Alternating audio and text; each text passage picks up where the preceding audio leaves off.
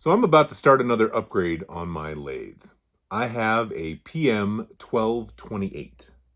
This idea that I've hatched is so outlandish that when it's all said and done, I will either be considered absolutely crazy or totally brilliant.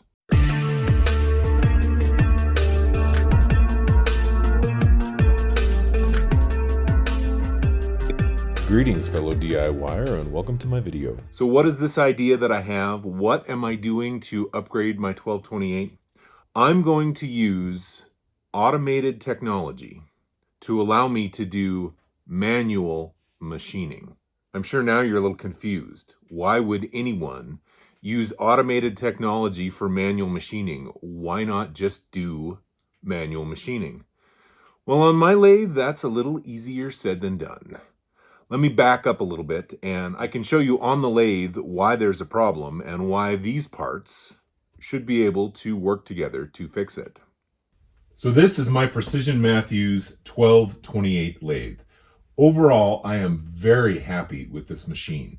It is extremely accurate, it has lots of really nice features, and it's a big enough machine that I can work most any project that comes up in my shop. I've done some modifications already to this machine, not because there's anything wrong with it, but because, well, I like to do modifications.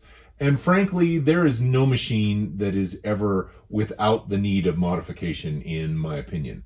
This is designed for a multitude of different applications, and for the things that I do, I needed to make tweaks and adjustments to get it exactly where I wanted it. The same is true of my mill. I've done a whole series of upgrades to it. I've already done a couple upgrades to this machine. The first one was adding a clutch to the forward and the reverse for the automated power feed. And the second was spacing out the DRO scale so that I had better access to the carriage lock. Although I'm still not completely happy with that improvement, and I'm going to tweak it yet a little further. My biggest complaint with this machine is there is no manual machining in this axis unless I use the compound. And the reason for that is the bed is so long that there's no hand wheel on that end. And even if there was, if I'm in here working, you think I'm going to be able to reach that? I am over 6 feet tall, I have a pretty good wingspan, and yet I'm not going to be able to get my arm around to crank that hand wheel. The lead screw only drives the carriage when you are threading. And this piece here drives the carriage when the half nut is disengaged and you're using this lever for the power feed.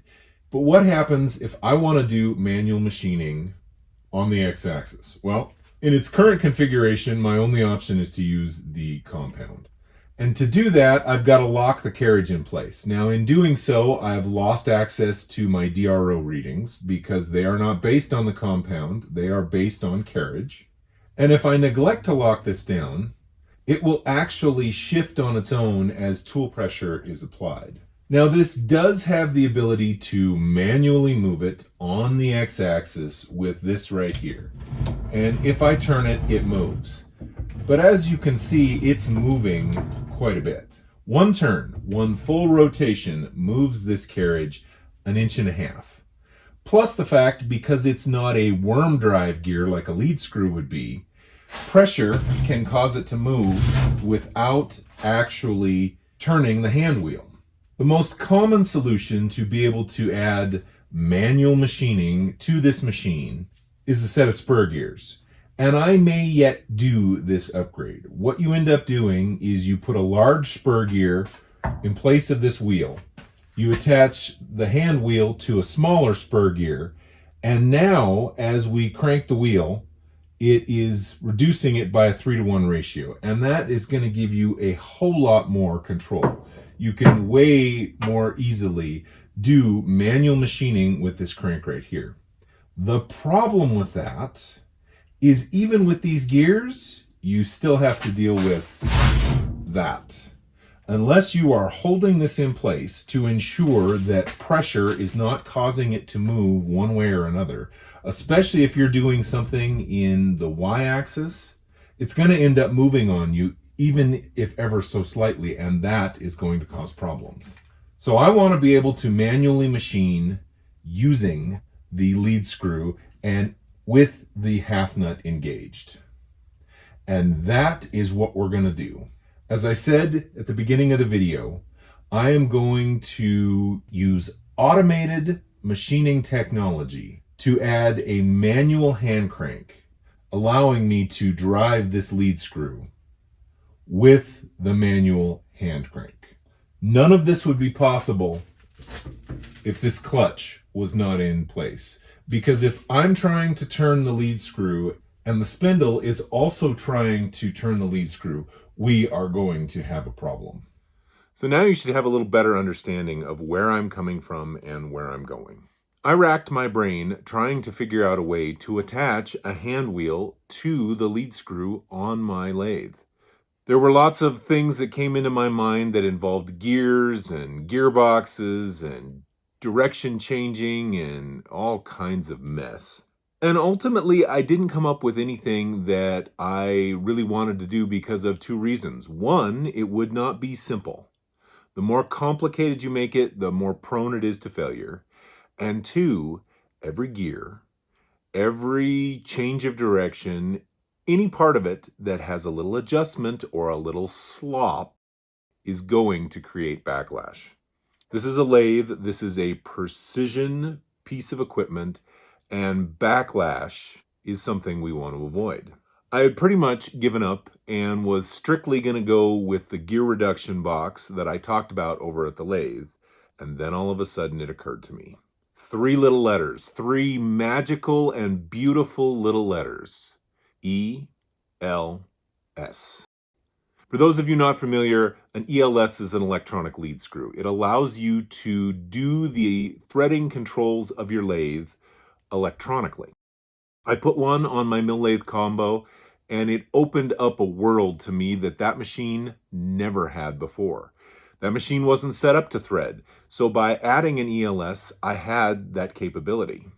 I was planning on putting an ELS on this machine anyway, just because, well, frankly, ELS is sweet. But because of the gearbox on this machine and the ability to shift on the fly, it had not been a priority.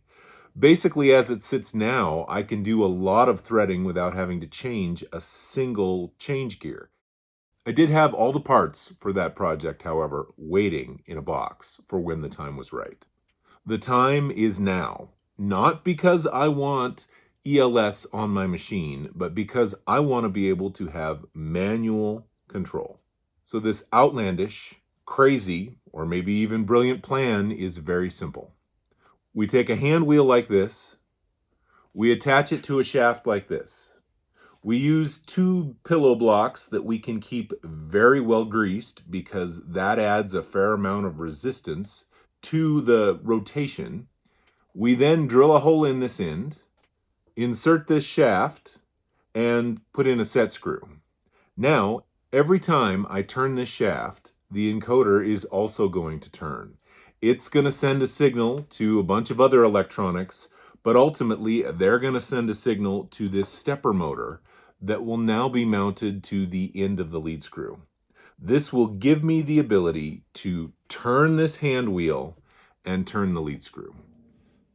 So right here to the end of the lead screw is where the stepper motor is going to mount, something in the neighborhood of that.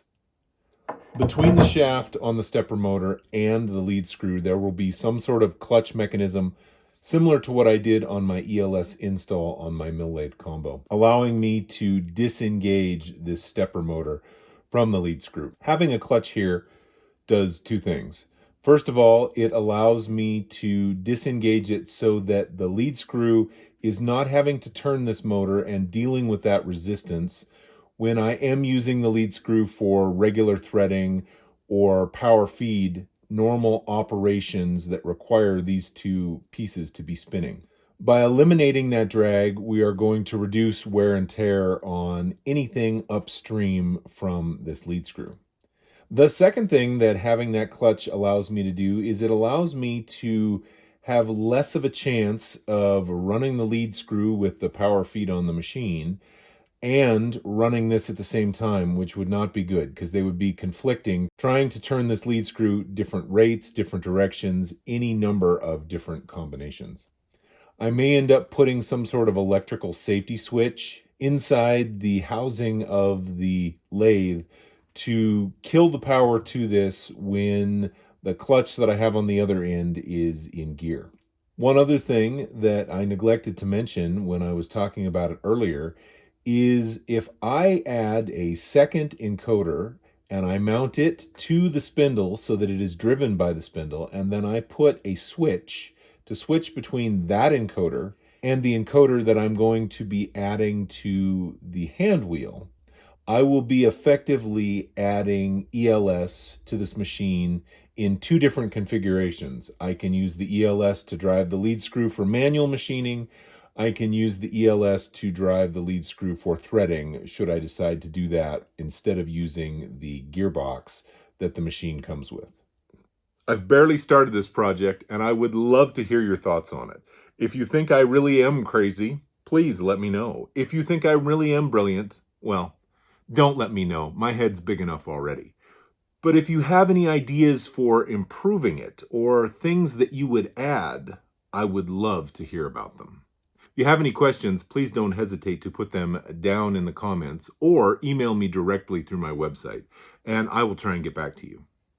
If you like what you've seen, please click like. If you'd like to see more, please subscribe. Thanks for watching.